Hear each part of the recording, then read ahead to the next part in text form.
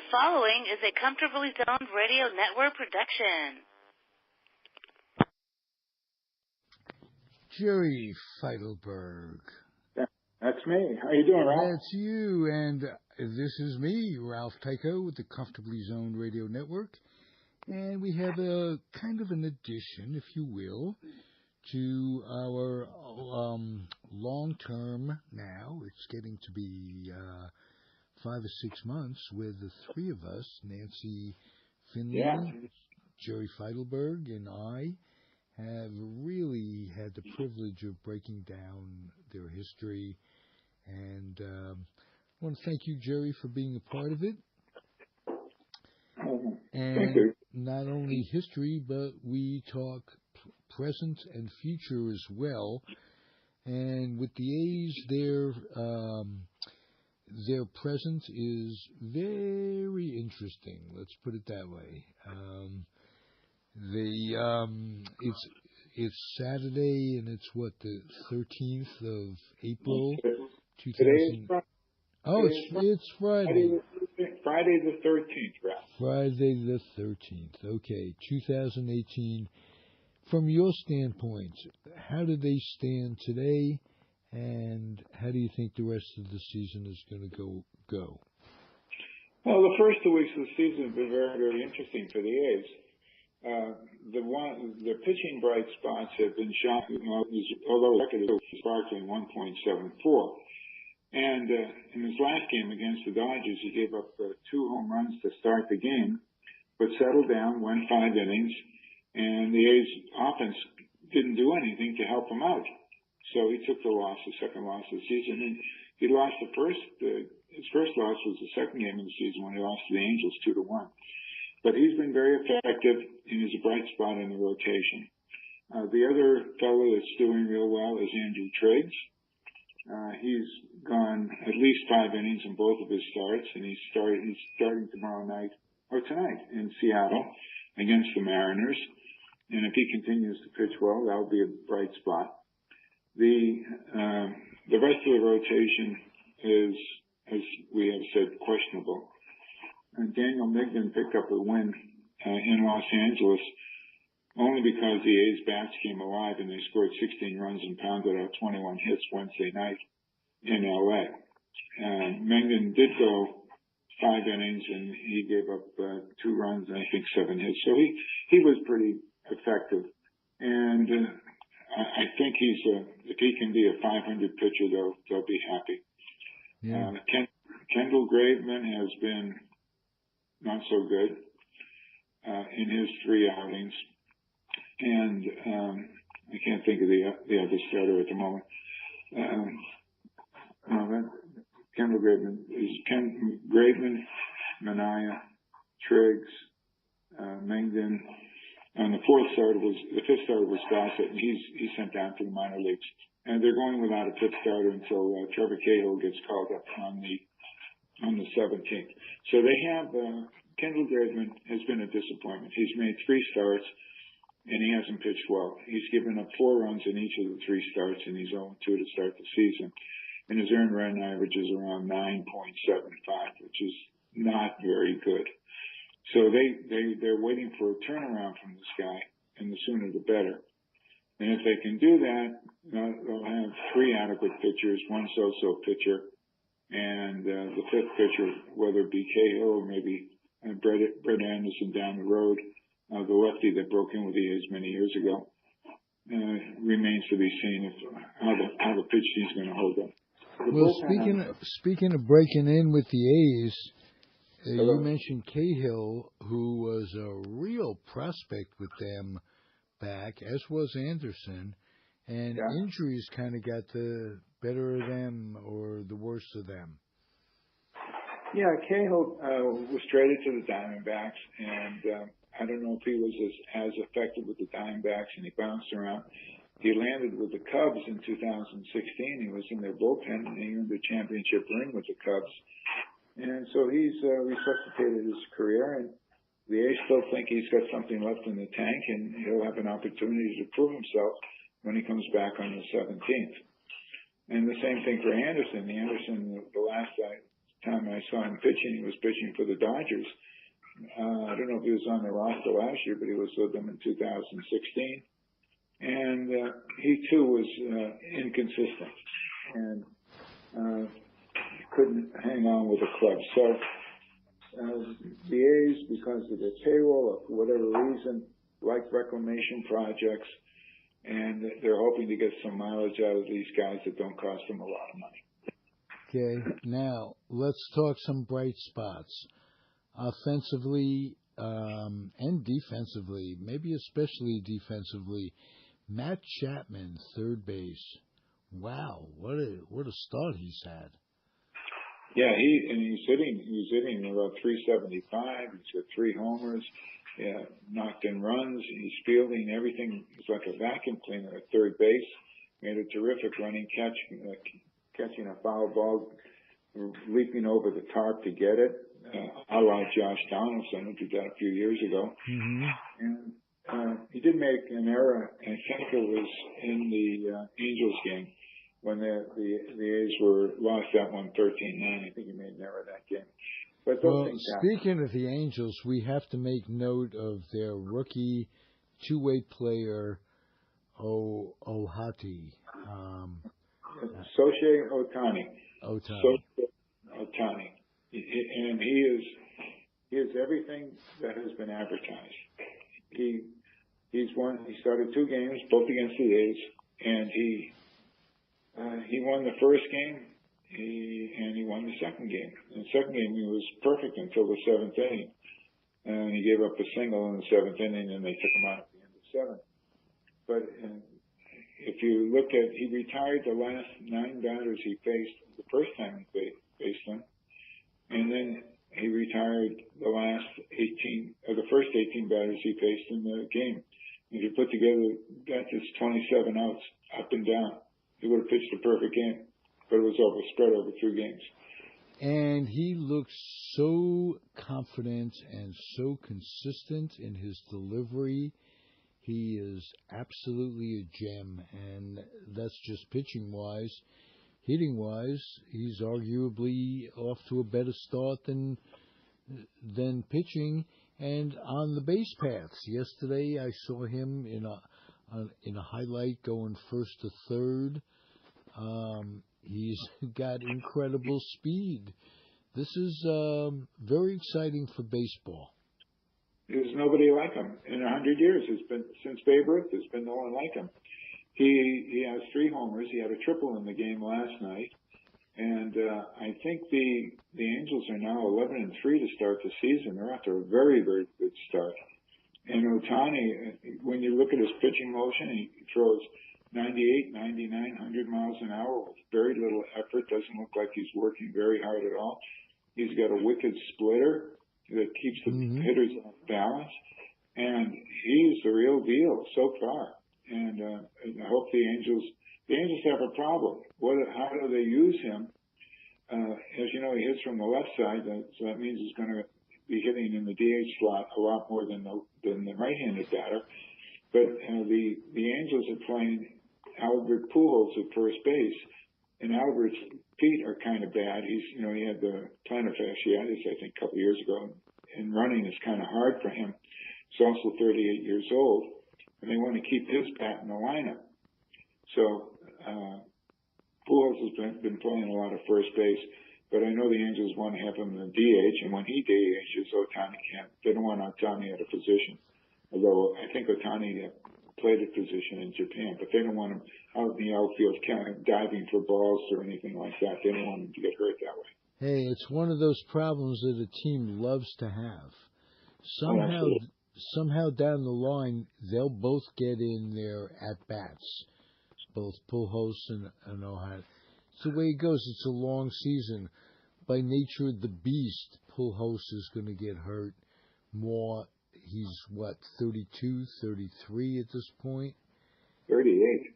Oh, is he really that old? Wow. Okay. This is his 18th season in the major leagues. Oh, wow. Time's getting away from both of us, Jerry. Yeah. That it is. But, they've got a pretty good lineup. They made a couple additions They got Justin Upton in the trade last year from the Tigers, and he signed a contract with the Angels this year. And they got Upton, Trout, and in right field they got Cole Calhoun, so they got a pretty good outfield.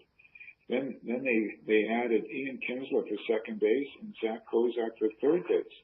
Hey, speaking of additions to outfields, the A's have a star, but his brother is the star, and it isn't even with the A's; it's with the Golden State Warriors, and he made a catch the other day. You want to tell us about that? That really amazed everybody. That was a terrific catch because he raced all the way to the back of the wall and leapt straight up. Being 6'6" enables him to go high over the wall and bring that ball down. He's got some hops. Yeah. We're talking about Trey Thompson, and he's terrific. Against his former team, the Dodgers. Right. And how dramatic is that? But Trace's height, his father was an NBA player. His father, Michael, was 6'10", 6'11". His brother, Clay, is 6'7". So it doesn't surprise anyone that Trace would be a 6'6", real tall kid with good leaping ability. And he really made the defense one of the best defensive plays of the season so far. Very, very cool that he did that. He's fighting for the center field job at this point. Yeah, he needs to hit. The A's need. They're hoping to have Dustin Fowler back. Fowler's been down at Nashville getting some playing time. Fowler hits from the left side, so they need their outfield right now. They play Matt Joyce in left field because he's better defensively than Chris Davis. Trace is in center field, and Piscotty is in right. And then the only other left-handed bat they have is Matt Olson, although Lowry's a switch hitter. So I think they wanted one more left-handed bat in the lineup. Matt Joyce, of course, is left-handed. But they're getting mileage. The good thing is that Chris Davis had to play in left field, and the Dodgers try to take advantage of it, running the bases because Davis does not have a good arm. And they couldn't use the DH in the National League games, so Joyce had to sit on the bench. But it was good to see Chris Davis. He got 2 hits in the first game against the Dodgers, and he had a home run in the second game. He had a home run in the first inning. And it looks like he's getting hot. And when he gets hot, the A's go. Any guy that puts up 85 homers in 2 seasons can hit the ball out of the pocket any time. And that just gives, Oh, I was just going to call attention to Jed Lowry, who could be one of the most underrated players in the American League, let alone the A's. I agree with you. Give him some credit, if you will. And why does it seem that we're always surprised when this guy does well? He gets so little press and so little recognition, but he's one hell of a hitter. Yeah, Jed came up in the Red Sox organization as a shortstop, if you recall. And the rap on Jed was he always got hurt. They traded him to Houston, and he was there a year or two, and then Houston sent him to Oakland. And I think the first year he was fine, but the second year he was hurt. And then he went back to Houston, and then he came back to Oakland last year. And the rap on him, he was hurt, and everyone was saying, they're going to cut Jed, they're going to send him to some club. But he stood his ground. He started hitting, and that guy can rake. And he had 49 doubles last year, and I think 13, 14 homers. And he's a doubles machine, and there's nothing wrong with that. And he's hitting in the second or third spot. He can move the line, as they say. It's Semien or whoever's or Joyce is leading off, and they get on. You want a guy like Lowry getting a single or a double and moving both players into scoring position. Then you have a guy like Davis, Chris Davis, followed by Matt Chapman, Matt Olson, Jonathan Lucroy. You got some lumber in the lineup. The guys can do damage. You got a very nice lineup, and he's what they call a situational player, which you don't see in baseball nowadays. You don't see these guys are just going for the home run. And what I like about Melvin's way of doing things, he does like to get the runner over. He does like to hit and run. He likes to get the guy from first to third. Yeah, a lot of the lineups are seeing a guy that would normally be the 3-hitter. They've moved him up into the 2 slot, like with Mike Trout. Because they've given up on the table setters. Remember, we used to call them table setters, the guys who got Right. first, second. Right. And they disdain the bunt. They disdain the hit and run. And the hit and run is so much more difficult now with the shift. If you have a lefty up there and they put 3 guys on the right side, it's hard to play hit and run when the ball is going to be fielded by someone. And so they're all swinging for the fences. Home runs are unbelievable. It's a changing game. Yeah, well, if they played the game the way it used to be with the positions, you'd see more hit and runs, and you have more hits up the middle. I remember the hitting school of Charlie Lau and Walt Herniak always told the guys, to hit up the middle, get the ball up the middle. You get a hit up there, and then the next guy gets a hit. You get 2 men on, men at first and third, and the big boys are coming in. So you get yourself guys that can score when the big blow comes. Yeah, and there's nothing wrong with doubles. Last night in the game with the Yankees and Red Sox, Gary Sanchez had a double with the bases loaded, drove in 3 runs. Absolutely that. I'll tell you though, let's be realistic. They miss Ron Washington as a defensive coach. Ron went to Atlanta to be closer to his home in New Orleans a few years ago, and their defense says there's a lot to be desired, and I think that his loss is being felt and probably will be for a long time. Terrific coach. Oh yeah, I agree with you because I've known Ron for many, many years now, going back to 1996, about 20 years. And Ron he worked with Eric Chavez. Chavez won 6 Golden Gloves at third base. And he gave Ron one of them an appreciation for what he did. And I think, sadly, it was destroyed. It had to be replaced. It was Katrina, if I'm not mistaken. Yeah, he lost it in Hurricane Katrina, which was sad. But it was replaced. So there is good in baseball. They take care of Ron. I think Ron is now the bench coach up with the Washington Nationals. Right. Yeah. So I'm glad for him. Oh, he went from Atlanta to Washington. Is that right? Yeah, that's what I'm thinking. I think I saw that. I'm not 100% sure, but I think so. Well, he gets to stay on the East Coast, and that's nice. And you got to remember, Ron won two American League pennants with the Texas Rangers. He won the pennant in 2010 and 2011. And with a little luck in 2011, he would have won the World Series, but it didn't go his way. And, once a manager, you always want to be a manager. And his third base coach may have been a bit tedious for him. Then he went to Atlanta. I don't know if he was a bench coach in Atlanta. I think he was a third base coach. But to be a bench coach puts you in position to become a manager again. Whether he gets a job or not remains to be seen. Right.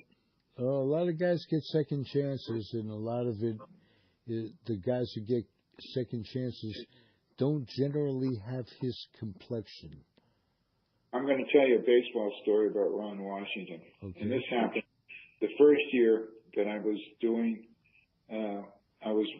television for Alameda TV. Remember when city of Alameda thought they could compete in the cable TV business? I remember it well. We both had competing TV shows in those days. I did a show called Sports from the Top of the Hill, and it was a TV show out of Cal State Hayward. Okay, And great. I got to interview a bunch of folks, and Alameda Cable was terrific. So Alameda TV gave me a camera, and they gave me tape, and I went down to spring training in 2005. And I was in spring training, and I asked Ron if I could do an interview with him. And we did a talk for 20, 25 minutes. And then when I went to review it, I realized I had forgotten to put the tape in. There was no tape in there. Oh. So the next day we were at the ball prep, and I said, I don't know how to tell you this, Ron. I forgot to put the tape in. He said, no problem. Let's sit down and do it all over again. What a wonderful guy. Gave me another 20 minutes of his time. Oh, that is very nice. I would like to thank the retired umpire, Al Clark, for doing exactly the same thing on our network. We had some dumbbell working the board. I think his name was Tyko or something like that. But he screwed it up, and we didn't get a recording of a fine interview. He was nice enough to do it again the next week. And so as a podcaster, a broadcaster, a candlestick maker, whatever, you remember the people in your lives that cut you some slack, and then you also remember the people that big league you on one level or another. So it all evens out. But I'm glad you have those memories of Ron Washington. And what you said, Eric Chavez, you ever hear of a player giving up one of his gold gloves because Ron Washington worked with him for months? Probably he worked with him every year. Years, absolutely. Yeah. And made him into the defensive great that he was in his career. He'd still be playing if his back didn't go out. He reminds me a lot of Wright with the Mets, David Wright. Yeah, sure. David Wright, whose back problems in the heart of his career, and it was cut short. The A's will always think of Xavi when they look at their successful history. Probably the best defensive third baseman they ever had. Matt Chapman's up there with him. Yep. So we'll see how that goes. He could be a contender for the Golden Glove this year. We'll see what happens. It's a long season. Right. Hopefully he'll be. Right. And fielding is so important. The first rule in baseball is not to beat yourself. And when you give a pitcher, if you make an error in the field, it makes the pitcher have to get 4 outs in an inning. And that's, I've seen it come back so many times to bite them in the rear end, where a guy drops a ball or throws the ball away. It opens the floodgates, and you can't overcome it. Sometimes you get lucky, and so it doesn't matter. But most of the time, it can kill you. And it's sad to say, you don't want to beat yourself. Last year, the A's led the league, or the majors, in errors. And hopefully, though, they seem to be playing better this year. Okay, what's coming up this week that we could look for that maybe should help us turn the tide a little bit? Okay, well, this weekend we're up in Seattle. Mariners are 6-4, and let's see who's pitching for I can't remember. Mike Leake is pitching tonight for Seattle. Leake, remember, was pitched for the Cardinals and for the Giants for a while. Mm-hmm. And he's doing well with them. Then they got a Marco Gonzalez, a lefty, who was pretty good in his first outing, but fell apart in his second outing. This will be his third outing this season, so it's a question mark. And got to remember, the A's have lots of right-handed hitters with power, so might be in our favor, or the A's favor, Saturday night. And Sunday, they're going up against King Felix Hernandez, who owns the A's.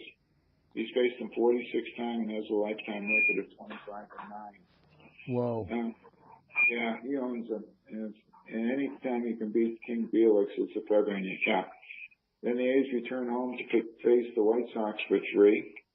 And the White Sox are muddling along.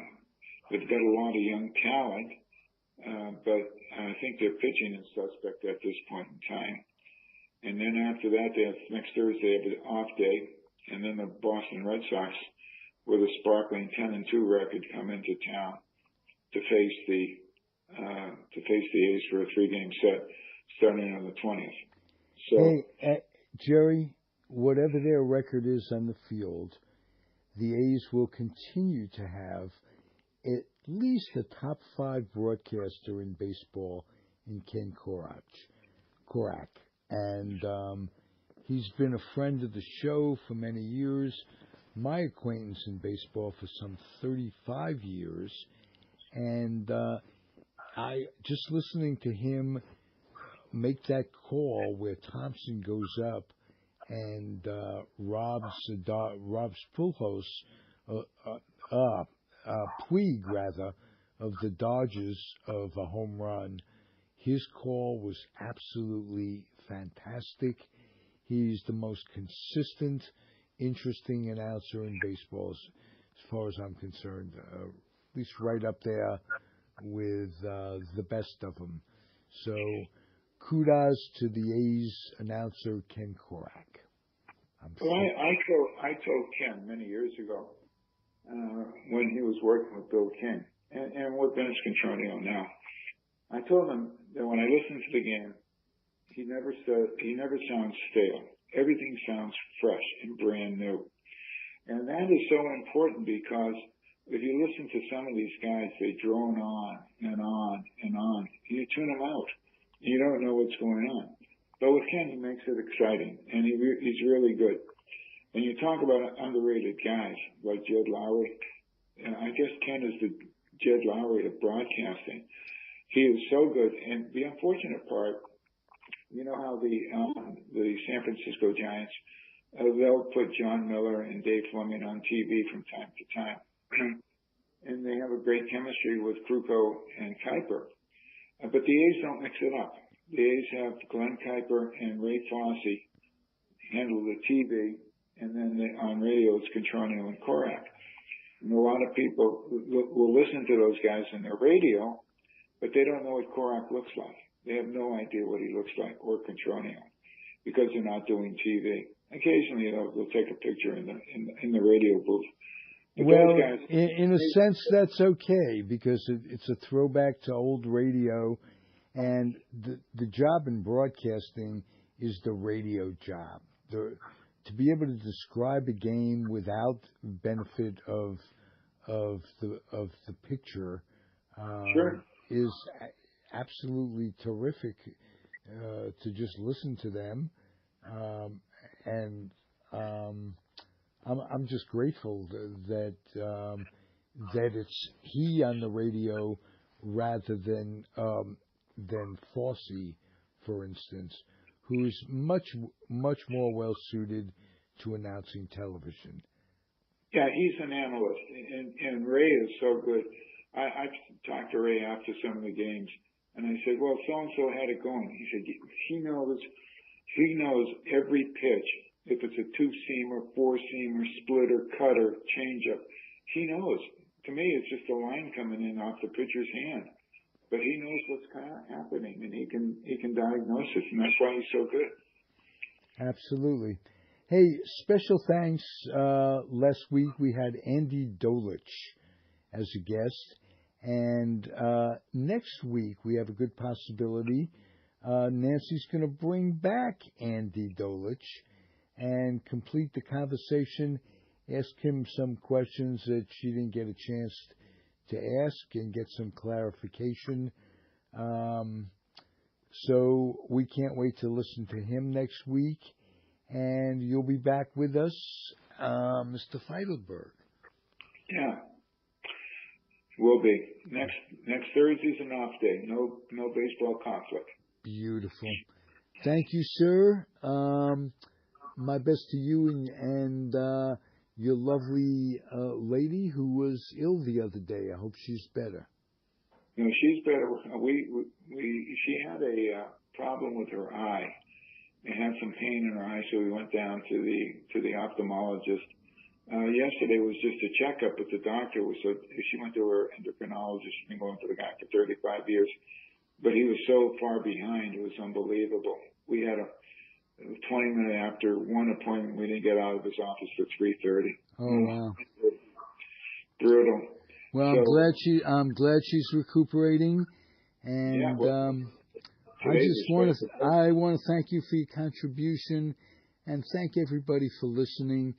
The show is A's Baseball, past, present, and future, and I'm Ralph Tyko of the Comfortably Zoned Radio Network. The host is Jerry Feitelberg.